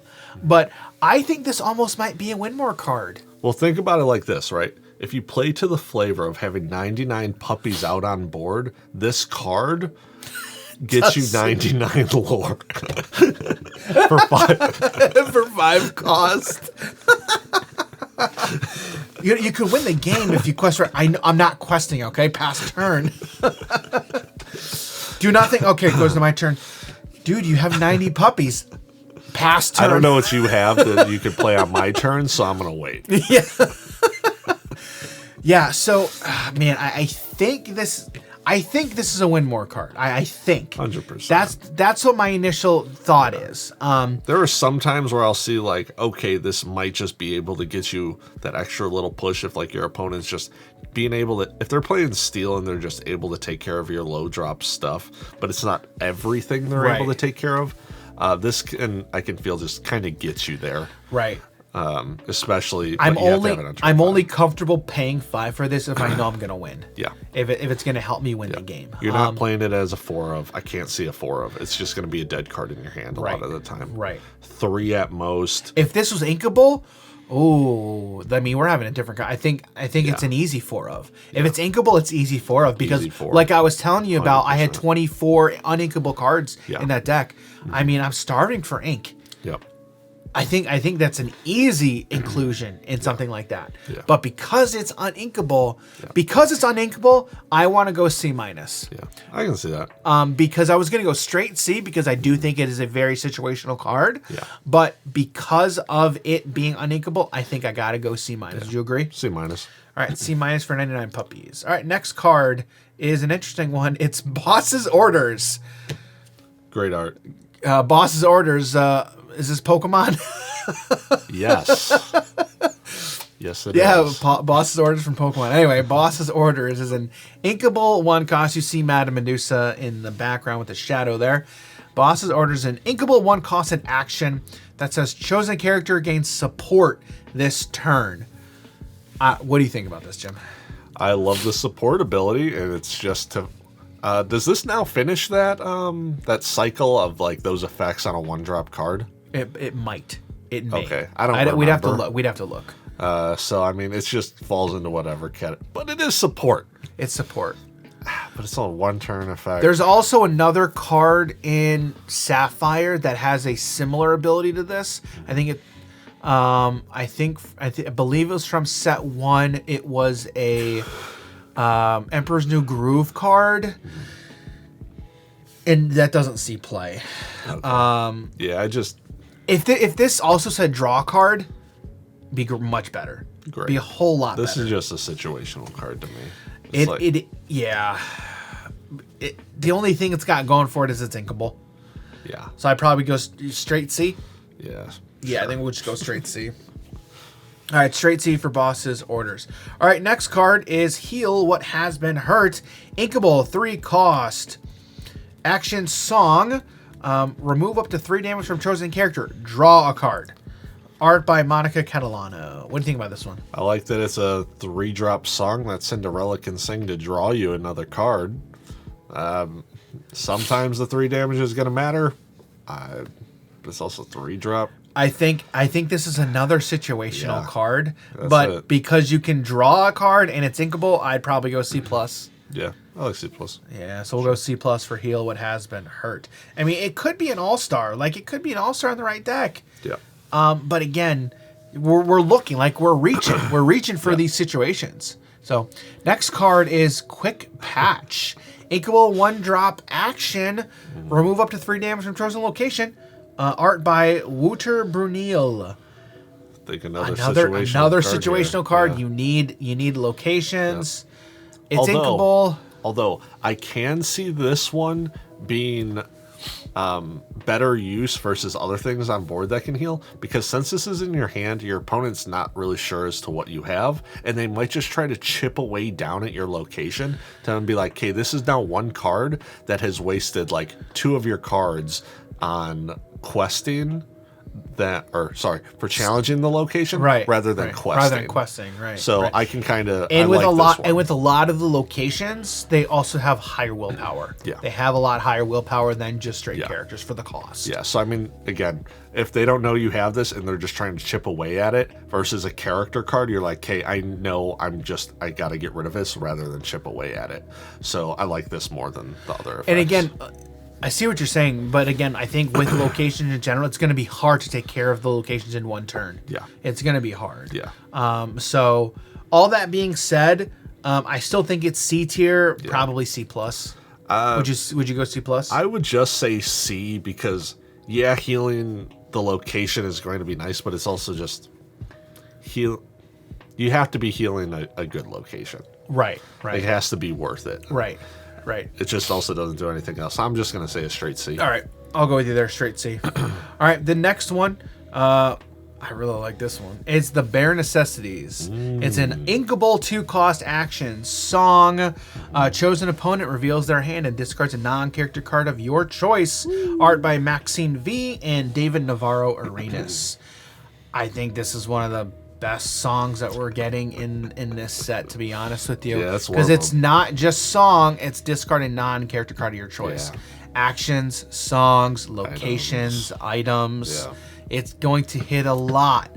It hits a whole new world, which I'm teching this in because of the whole Jafar whole new world thing that I'm running this to get rid of a whole new world. Yeah. So what do you think about this? I mean, this card is. I love it. I love the card. You're able to sing it with a bunch of cards since it's a 2-drop card. But then, oh man, there's another thing I just thought of, but I can't remember it now. All right. It took a little time, too long to get there. All right. Well, think about it. Yeah. But I love this card because again, it's inkable, and in those low to the ground decks, I just need to play this once. Yeah. I really do just need to play this once. And am I playing this on turn 2? No, I'm probably not playing this on turn 2. I'm playing this, again, within context here. My opponent, I see they have a shiftable target in Jafar. All right, we go to turn 4. Or we go to turn 5. All right, we go to my turn 5. Opponent is getting ready for their turn 5. I'll play this now to see what you've got. Yep. Oh, you have a whole new world? Okay. Yep. Bye. You don't have it now. Yeah, all right. The thing I was going to say is, in all the games that you want to play this, you're playing it. And when it's going to be in the deck and you're versing the creature-heavy list, the Mufasa list, anything else that you're kind of just like, just ink it. Just ink it, yeah. Just ink it. You don't care. You don't care. Yeah. Like, it's because of that reason, it's super versatile. Super versatile. I love it. That being said, I'd probably give this straight A. I'd probably give it straight A. What do you think? I like A. I like A minus, just because of the whole idea of, yeah, sure, you can ink it when you don't need it, but it's also sometimes even against a deck that has those other things other than creatures, you might just still whiff on something. If they know you have it, they're kind of just like, all right, let me put some of this stuff back and kind of go more just creature aggro based to play around you having this card. Sure.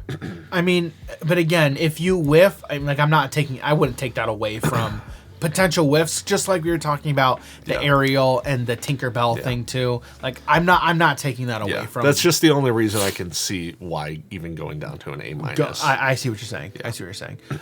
But like, well, if I'm playing this and I'm hitting a whole new world, I'm you happy? I'm super happy. So I think I go straight A for this. Yeah. Okay. All right. So Bare Necessities, we are giving that straight A. And then, let's see here. There's the A. All right, next card here. Cleansing Rainwater. Inkable 2-drop item. We're now onto the items here. Ancient, with the ability Ancient Power. Banishes item. Remove up to 2 damage from each of your characters. This is a common rarity card. Art by Michael Cookie Niwadomi. All right, what do you think about this? I like that it's a 2-cost item that has a lot of synergies with other cards. Its effect, whatever. I like this paired with Tamatoa. Like the whole recycling items thing is great. We got that Ariel in there. The Ariel. But by itself, if we're just looking at that it's a 2-cost item that can have synergies with other things, I'd rather just play 1-drop item to do literally nothing. I know. I would much rather play the Magic Flower. Yeah. Which, again, yes, this is up to or each of your characters, so potentially you're getting more healing. Yeah. You can make some really cool board trades or get some value stuff going and then heal up your stuff. But I'm just like, okay, whatever. Like, I'm feeling really good if I have a really wide board and I have Grand Poppy out. Yeah. Okay. Right. Again, I'm just reaching. I'm reaching. Like, I think it's C tier. I think it's C tier. Definitely situational. Is it straight C or C minus? I think C minus. I'm just gonna say, all right, I'm gonna say straight C because there's a lot of good synergies with item cards. So that's why. All right, and again, it's never bad to heal your stuff. Yeah. All right. This next card, it's Heart of Atlantis, an uninkable 4-costed item, rare slot. The ability Life Giver, you can exert it. You pay 2 ink less for the next character you play this turn. Art by Elliot Baum and Viv Tanner. All right, it's 2 lanterns. 2 lanterns in 1.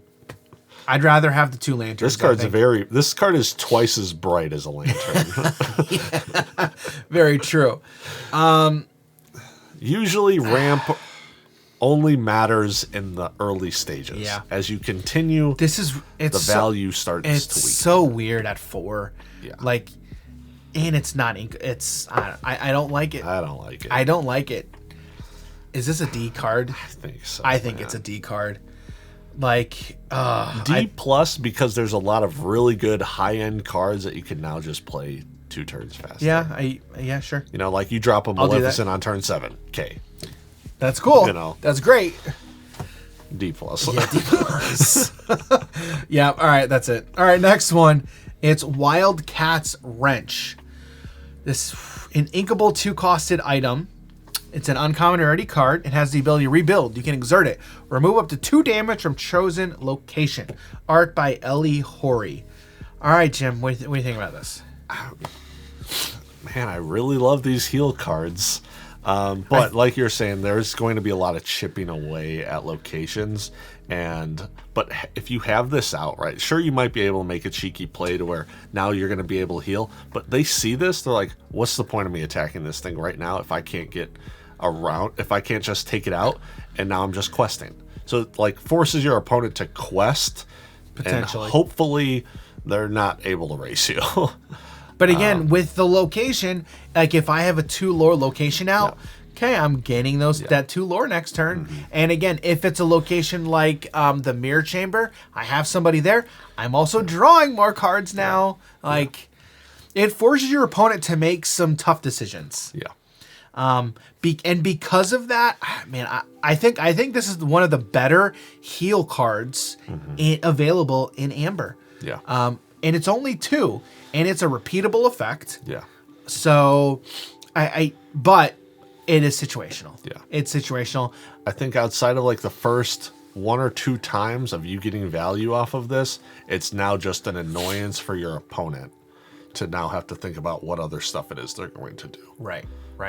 So all that being said, I would go C+ just because. And it's an item. It is. It's low to the ground. Yeah. I'd probably go C+. Yeah, C+ is fine. So all right, so C+ for Wildcat's Wrench. All right. So speaking of items, now locations, we've got 3 locations, new card types that we're going to talk about in Amber. All right, the first one is Neverland Mermaid Lagoon. A vanilla location. It's an inkable 1-costed location with a move cost of 1, so you have to pay 1 ink to move one of your characters to this location. Yep. And then it has a willpower of 4, and then 1 lore. So the way locations work, if you're not familiar yet, when you play a location, it sits out on board, and then you have to move your characters to the location. That when you do that, they are now considered to be at that location. Depending on the card, depending on the location, or the character, they may get certain bonus effects for being at locations. Your opponent is able to still challenge into the locations because they do have that 4 willpower value, but locations do not hit back, for lack of a better word. And they can gain you lore. They gain you lore on the ready step, or the set step, of the ready, set, draw step. All right, so Neverland is able to gain you 1 lore during that step. 1 for stat line, 1 move for willpower. Pretty basic to me. What do you think? Yeah. I love this card. To be able to get you the lore every single turn for 1 cost, inkable. I can kind of just see aggro decks playing this. Yeah. It's just another 1-drop card that's going to get you value. And if people take over this rather than your creatures, all right, okay. If I play this on 1, I'm definitely gaining 1 lore. Yeah. Definitely gaining 1. You 100%. might be gaining 2 lore. Yeah. Potentially. Yeah. And again, I was telling you about incremental lore value is going to be really key, especially for aggressive strategies. Yep. So, all right, where would you land on a rating? I know what I'm like. I like this in. I like it in A tier somewhere. I don't think this isn't a basic card. You're going to be playing. You'd love this card in the decks. You're going to be playing it. I would disagree. You don't think? I would not put this in anything above B. You wouldn't put this in anything above B. I would put this in B+. B+. Because like in that aggro deck I'm playing, I'm playing a couple of locations. I'm not playing a ton. Because again, it's only for one. That 4 willpower is extremely low. You'll be able to, if you drop this on turn 1, is probably going to be the only time you're going to gain more than 1 lore with it. Because again, with aggressive strategies, I guess I'm also valuing it's inkable, so like even drawing into it semi-early. Which is why I go B+. Okay. Okay. The fact that it's inkable puts me at B+. Okay. If it wasn't inkable, it'd probably be B-. Or B or B-. Yeah. But because it's inkable, I'm definitely valuing it higher because of that. 100%. Okay. That's why I would go B+. Yeah, I also like, because you can't just deal damage straight to this with like a smash, right? Because that's just chosen. So Smash is specifically character, correct. I don't know exactly which ones deal damage to locations. You have multiple now in set 3. We have multiple. Oh, yeah. Okay. Multiple. I haven't gotten to see all the cards. Yeah. So, I mean... You've got Baboom, you have... and then came Zeus. Yeah. You have Rise of the Titans, Banish a location. There's multiple ways of dealing with them. I also like it for the being just like a backup plan to also be gaining you lore if your opponents are now choosing your creatures over taking out this. Yeah, but again, if you play this on anything after turn 4, you're not gaining the lore immediately. Yes. That's the other thing too. If you play this on a full board, it's gone. You're not going to gain the lore. Yes. I mean, I also see it but if you play any other 1-drop on turn 4, you probably aren't getting value from it. Right, which is why I don't think I would value this higher than B+, like I was saying. Mm-hmm. Well, in aggro, you don't want to be on turn 5 or turn 6. But it's also just not fast enough to get you the win on those turns. Right. So yeah, all right, yeah, I can see B+. Yeah. So all right, so we'll go B+ for Neverland. Mm-hmm. All right, so the next location, this location is kind of crazy. So again, look at this stat line now, okay? Yeah. So this is Pride Lands, Pride Rock. So Pride Land is uninkable. It's a 2 cost, 2 move cost, and then 7 willpower. So you go from 4 willpower to 7, almost double it. Okay, it has 2 abilities. We are all connected. The first ability says characters get +2 strength, willpower. +2 willpower while here, and then Lion Home. If you have a Prince or King character here, you pay 1 less ink to play characters. This also has 1 lore on this location. All right, so a much larger back end. You can get a lot of value, but it is uninkable. Yeah. All right, so that is the drawback to this. What do you think about this one? Man, okay. There's a lot going on for this card. I know, there's a lot 2 here. costs. It's only 2. I don't even, if you have a Prince or King, I don't even know what Prince or King cards are. Simba's and Mufasa. Which ones are less? Simba's and Mufasa's is pretty much what a lot of it is. Or the random princes from any of the princess movies. Right. Okay. Right. I don't, you might play this in those kinds of decks, but I think you're really playing this for that go there to get more willpower on your characters. Yeah. And it has 7 willpower. Yeah. It has 7. But it is uninkable. I'm instantly valuing this higher than Neverland because these are some really good abilities. Yeah. Some potential cost reduction. I honestly, it's very difficult for me to know what to do with these locations. I know. We don't have much information on how that's going to play out yet. Yeah. But again, I think for me, it's going to be that incremental value over the course of a game. And this is going to give you a lot of potential value. I really do. I think this is going to be interesting in those low to the ground decks. But again, it's a move cost of 2. Yeah. You have to really use your ink very efficiently in those types of decks. And spending ink to move characters to stuff isn't how you want to be spending it. Yeah. It's only if I have an extra 1 or 2. And honestly, you may have an extra 1, if that. Yeah. Am I having 2 extra to move stuff? I don't know. But for low to the ground decks, I would value locations that have 2 lore over anything else. Yeah. I honestly don't know where to put this card. I know. It's tough. Honestly, I'd probably give it B+ because there's some really, really good abilities. But again, that like if this was inkable, I think this is easy A minus, to be honest with you. Yeah. But because it's uninkable, I'm probably going B plus with it. Yeah. And you have to, like you're saying, and that's a move cost of 2. It's a move cost of 2. Is a lot. But I think it's I think balance wise, I think they balance it fairly well, right? So are we good with B plus then? Yeah, sure. All right, so B plus. Now this next one is a doozy. Okay, this is another interesting one. It's Tiana's Palace Jazz Restaurant. Tiana's Palace, an uninkable 3 cost, 2 move cost, 8 willpower, 1 lore. The ability Night Out.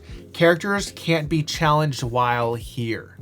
Okay. All right. I forgot to mention the artist on those other 2, but the artist here is Valerio Buonafantino. I tried. All right.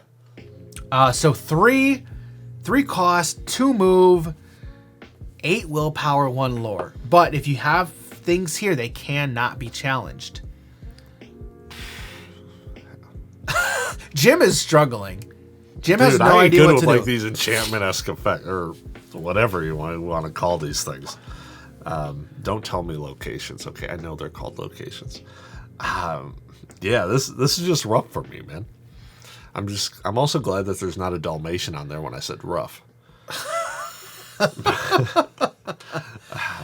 Yeah, I don't know. What do you think about this? You tell me what you think about this card. All right. Well, this is the highest costed of the bunch. Okay. Yes. It's still 2 move. It's still 2 to move. Man. So you're essentially paying 6. 5. Yeah, like I was saying 6 before anything couldn't be challenged here. Because you got to pay the 1 for the creature or character. Yeah. To then move them here. Yeah. It's weird. I don't know, man. Because again, my only frame of reference so far is my aggressive deck, right? And so does this go into it? No, it doesn't. Because again, if I'm paying 2 to move something, I got to be getting something really good out of it. Yeah. Okay. And there's one location I'm playing in that deck, and that's the Mirror Palace or the Mirror Room, whatever, where I'm drawing cards. Yeah. For the multiple there. And again, that also has 2 lore. So anything with 1 lore, I'm like, like this is this is a great effect. Yeah. This is a really good effect. But again, if I'm playing this if there's something I really, really, really want to protect. And so this I think goes in more of an control deck. I think this is going to be in a control deck where give me time to do something with my guy, with my character. Yeah. And so because of that, it's 3, it's uninkable. I'd probably go C+. It's probably what I would do because you're not playing this in every deck. And again, these uninkable ones, they gotta be giving you something really, really good to go in a certain deck. Yeah. So all of that being said is probably why I land at a C+ for Tiana's Palace. That's probably what I would do. Just sounds good to me. Yeah, and again, this with this being the first set that they're introduced, I think everyone is going to be intrigued and interested in how the meta shapes up with locations, what kind of effect they're going to have. Yep. So we go with C+? Sure. All right. Thanks for your input on the locations. Dude, they're there. so difficult. I know. It's really hard to value them. But when I was going off of like, okay, it's 3, but then it's 2 move, and if a bare minimum card is like 1, you say, and then it's like, all right, 6 cost, it scales upwards, And that's why that's why if there's an effect that says move here for free, it's like, okay, that's really good. That'll be really nice for this. Really good. And then it's also like, okay, if I'm looking at minimum of 6, but it's also on turn 4 you're able to do that, to also then on turn 4 gain 1 lore and have 8 toughness just chill in there for them to take care of. Yeah, it's situational. Yeah. Yeah, there's a lot here. So, all right. Well, that's it. We went through all the cards in Amber. Oh my goodness. That was a lot. Oh my goodness. How'd we do? What do you guys think? If you agree, disagree, be sure to let us know down below in the comments. I'm gonna leave a comment. You leave a comment there, Jim. All right, well, we've got 1 color down, 5 colors to go. Again, don't forget, let us know down below in the comments what you think of our values, our ratings. You let us know what you think. Did we get some right? Did we get some wrong? Let us know what you think. Don't forget, don't forget as well, hit that like button, subscribe to the channel, turn on bell notifications so you can be notified when we release more Disney Lorcana content in the future. All right, 1 down, 5 to go. This was great, Jim. Thanks for hanging out. This was fun. We'll see you in the next color. What are we doing next? It's Amethyst. Yes. There we go. That one. Amethyst. All right, see you in the Amethyst set review. See you, everybody.